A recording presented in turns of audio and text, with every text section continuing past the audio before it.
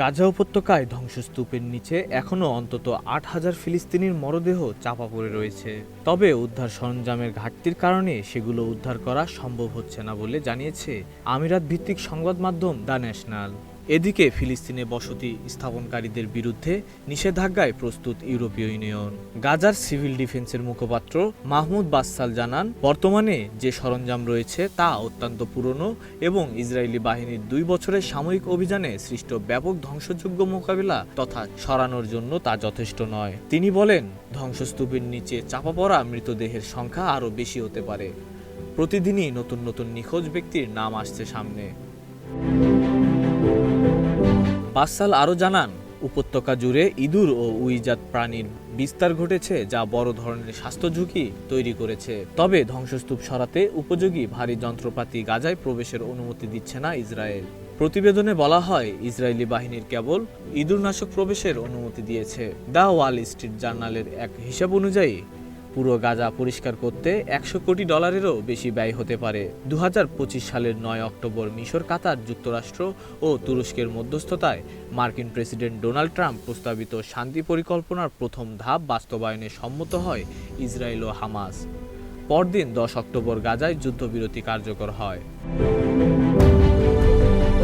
এদিকে দখলকৃত ফিলিস্তিনি ভূখণ্ডে দখলদার ইসরায়েলি বসতি স্থাপনকারীদের বিরুদ্ধে নিষেধাজ্ঞা অনুমোদনে প্রস্তুত রয়েছে ইউরোপীয় ইউনিয়ন। সোমবার ব্রাসেলসে পররাষ্ট্রমন্ত্রীদের বৈঠকের আগে কালাস জানান, হাঙ্গেরির নতুন সরকার আর এ পদক্ষেপে বাধা দেবেন না বলে ইঙ্গিত দেওয়ার পর সহিংস ইসরায়েলি বসতি স্থাপনকারীদের বিরুদ্ধে নিষেধাজ্ঞা অনুমোদনের পথ খুলে গেছে।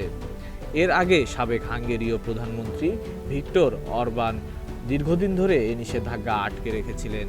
তবে গত শনিবার পিটার মেগিয়ার নতুন প্রধানমন্ত্রী হিসেবে শপথ নেওয়ার পর পরিস্থিতির পরিবর্তন দেখা যাচ্ছে।